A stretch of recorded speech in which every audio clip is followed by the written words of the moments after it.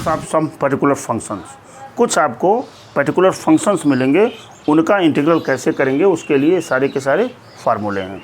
ठीक है, 6 फार्मूले आपके सामने हैं जिसको हमने कल भी नोट कराया था और आज भी हमने नोट कराया आपको।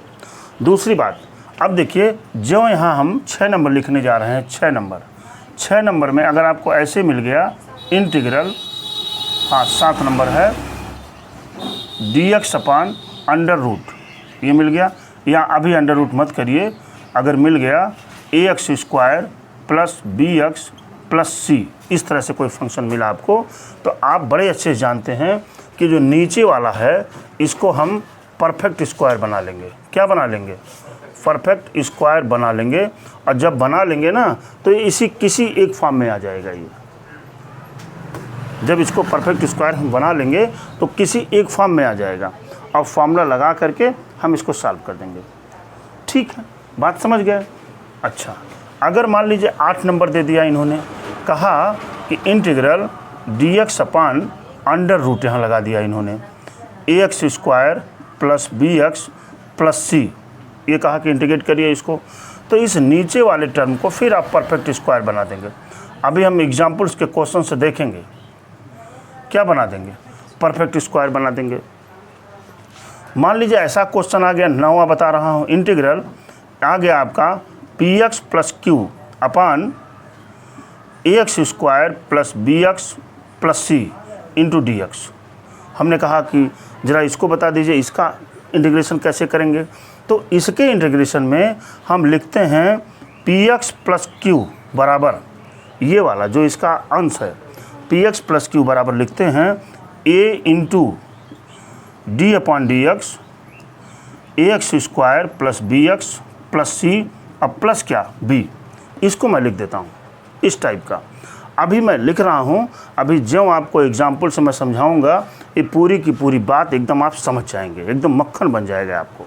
हमने क्या बोला, रिपीट अगेन, अगर px plus Q upon ax square plus bx plus c equal to dx है, तो आप क्या करेंगे, px प्लस क्यू को इस नीचे वाले को आप लिख देंगे a into D by D x, ax square plus bx plus c और प्लस क्या b।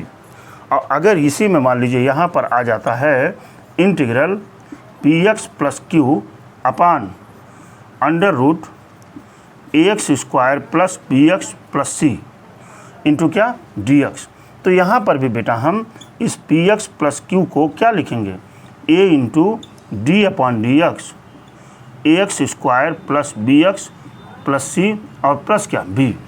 जब इस फॉर्म में तोड़ करके हम करेंगे इसको, तो इसमें से सारे के सारे एक्सप्रेशन जो लिखे गए हैं वो इन 6 में से किसी न किसी फॉर्म में आ जाएगा, है ना। और जब आ जाएगा तो हम बड़ी आसानी से फार्मूला लगा करके इसको सॉल्व कर देंगे। बात समझ पाए? अभी मैं एग्जाम्पल्स लेने जा रहा हूँ, जो एग्जाम्पल्स की चर्चा हम करेंगे, सारे निचोड़ सारा चीज़ आपका बिल्कुल ये समझ जाएंगे आप। बस आप ये समझ लीजिएगा कि कायदे से बहुत आसानी से सारे कॉन्सेप्ट को देखते हुए इसको सॉल्व करेंगे हम। एग्जाम्पल 8, पहला क्वेश्चन है dx upon X square minus 16 कह रहा है, इसको सॉल्व करिए। चलिए सोल्यूशन ले लेते हैं। यहाँ पर integral dx upon X square minus 16, this may be written as dx upon X square minus 4 का स्क्वायर। देखिए X square minus A square का फार्मूला क्या है, शायद 1/2a ना, 1/2a, ए की वैल्यू कितनी है 4, into log of mod of क्या है x माइनस ए का मतलब x माइनस 4 अपान एक्स प्लस 4 और प्लस c।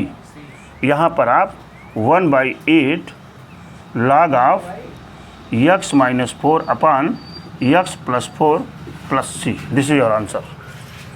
निकल आए फटाक दे, कोई दिक्कत ही नहीं है आपको। अगली चर्चा मैं 2 नंबर पे करता हूँ। देखिए इंटीग्रल क्या है, dx upon under root 2x minus X square. क्या बोला था आपको, इसको जो है क्या बनाना है आपको, परफेक्ट स्क्वायर बना लेना है, यही तो बोला होना है आपसे।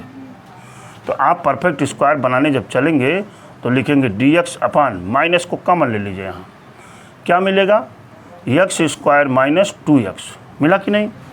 आगे चलेंगे जब हम, अंडर रूट ने भूल गया, है ना, इंटीग्रल डी एक्स अपान, देखिए एक्स स्क्वायर माइनस, अब मैं ये बताने जा रहा हूँ आपको कि परफेक्ट स्क्वायर बनाना आसान कैसे है। यहाँ 2 का आधा कितना होगा, 1 होगा 2 का आधा ना, उसी 2 के आधे को जोड़ दीजिए, घटा दीजिए, बात समझ रहे हैं ना।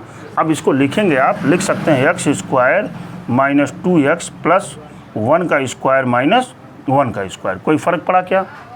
अब जब भी आप यहाँ लिखने शुरू करेंगे तो डी एक्स अपान ये क्या हो जाएगा, x माइनस 1 का होल स्क्वायर, अब माइनस क्या 1 का होल स्क्वायर, माइनस को अंदर ले जाइए तो क्या मिलेगा, D X upon under root 1 का स्क्वायर माइनस x माइनस 1 का होल स्क्वायर, होगा कि नहीं।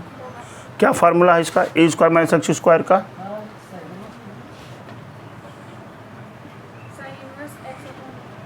साइन इनवर्स यक्स माने अपान 1 प्लस सी, यही आंसर होगा, sine inverse x minus 1 plus C, ये मिल गया आपका आंसर। तरीका हमने बताया अभी आपको कि नीचे वाला जो होता है इसको परफेक्ट स्क्वायर बना लेते हैं, यही बोला हूँ आपसे, आप परफेक्ट स्क्वायर बनाना शुरू कर दीजिए। देखिए लिखेंगे इंटीग्रल डी एक्स अपान परफेक्ट स्क्वायर बनाने का तरीका क्या है, जो 6 है इसी 6 का आधा करके यानी 3 हम जोड़ देंगे और क्या करेंगे, घटा देंगे। देखिए एक्स स्क्वायर माइनस 6x और प्लस 3 का स्क्वायर है ना, और फिर इसके बाद प्लस 13 किया और इसी माइनस 3 के स्क्वायर को क्या किया हमने, घटा दिया, बात समझ रहे हैं। अब ये मिल जाएगा integral D X upon under root, यहाँ से लेकर यहाँ तक की टर्म को आप लिख सकते हैं एक्स माइनस 3 का होल स्क्वायर, और यहाँ पर बच गया प्लस 13 माइनस क्या 9, मिला मुस्कान, ये हो जाएगा आपका D X upon X minus 3 का होल स्क्वायर प्लस क्या 4 हो गया। This may be written as D X upon X minus 3 का होल स्क्वायर प्लस क्या 2 का होल स्क्वायर। ज़रा फार्मूला चेक करिए, शायद ये होता है tan का फार्मूला, 1/a का मतलब a क्या है, एक्स स्क्वायर प्लस ए स्क्वायर, 1/a माने 1/2 tan इनवर्स x अपान ए माने x माइनस 3/2 प्लस सी, आंसर हो गया ये। देखिए आपने कितनी आसानी से निकाल दिया इसको।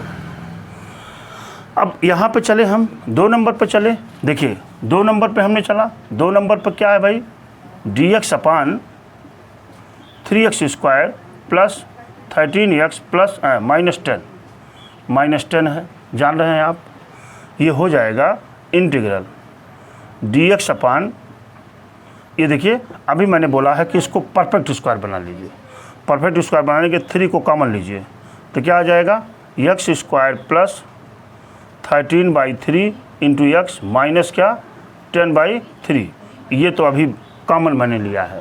अब मैं इसको परफेक्ट स्क्वायर बनाने जा रहा हूँ, बार बार बोल रहा हूँ, परफेक्ट स्क्वायर मतलब क्या करते हैं 13/3 के आधे को ऐड करेंगे फिर घटा देंगे, 13/3 का आधा कितना होगा 13/6, ये मिलेगा इंटीग्रल डी एक्स अपान 3, यहाँ पे लिखेंगे हम x square plus 13/3 into x plus 13/6 का क्या होल स्क्वायर, हुआ कि नहीं।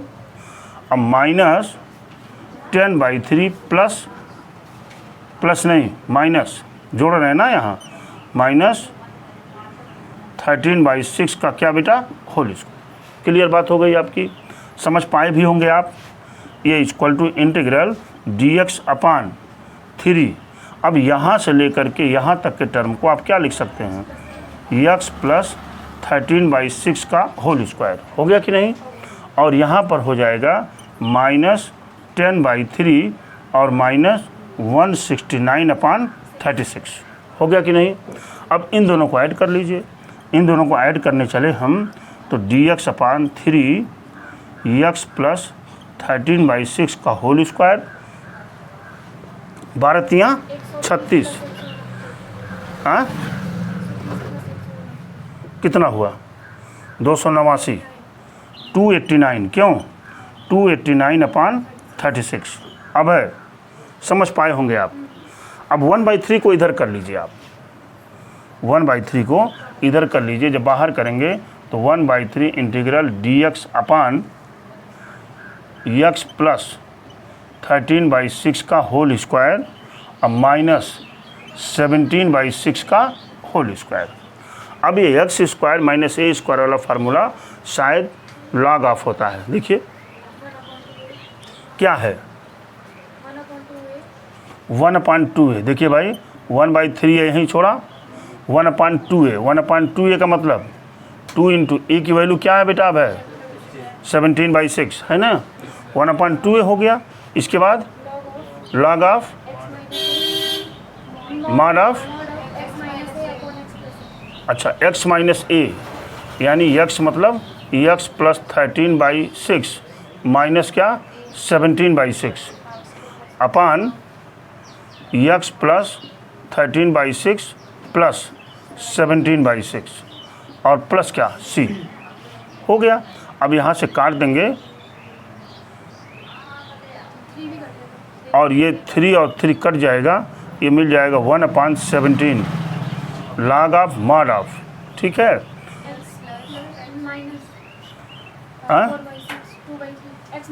हाँ यहाँ मिलेगा x माइनस, इन दोनों को ऐड करेंगे तो मिल जाएगा क्या 2/3, 2/3 न लिखिए आप, 4/6 लिखिए। 4/6 डिवाइडेड बाई यहाँ पर क्या बचेगा x प्लस कितना हुआ 30/6, ठीक है। अच्छा नहीं लिखना चाहिए था हमें, ये हो जाएगा 1/17 log of mod of, mod of यहाँ से ये 3 बचेगा ना, ये लिख दीजिए 2/6, 2/3 यहाँ से मल्टीप्लाई किया मैंने तो क्या हो जाएगा 3x माइनस 2 अपान क्या 3 अपान 3 भी नीचे कर लीजिए, नीचे में जाएगा ना ये 3 इंटू ये कितना हो जाएगा 5, यानी x प्लस 5 और प्लस c। लॉग की प्रॉपर्टी लगाएंगे 1/17, ये c1 मान लेते हैं हम, क्या मान लेते हैं c1, 1/17 लॉग ऑफ, है ना, ऐसे लिखिए 3x minus 2 upon x plus 5 minus log of 3, हो सकता है कि नहीं। अरे भाई लॉग की प्रॉपर्टी से अपान वाला माइनस हो जाता है ना, अब प्लस क्या हो गया c1। अब इन दोनों कांस्टेंट को आप c मान लीजिए, दोनों कांस्टेंट है ना, 1/17 log of 3x minus 2 upon x plus 5, अब प्लस क्या c, है ना। यहाँ लिख दीजिए where c equal to minus log of 3 plus क्या c1। ये हो गया आपका आंसर। आप हमारी बात समझ पाए होंगे आप बड़े अच्छे से। इन्होंने कहा जरा इसको इंटीग्रेट कर दीजिए। अभी हमने बताया भी आपको कि अगर इस तरह का है तो इसको क्या लिख सकते हैं, x प्लस 2 की जगह पर देखिए x प्लस 2 बराबर क्या लिख सकते हैं a into D upon D x 2x square plus 6x plus 5 अब प्लस b। किसकी जगह पर x प्लस 2 की जगह पर ये चीज़ लिखनी है आपको, ठीक है।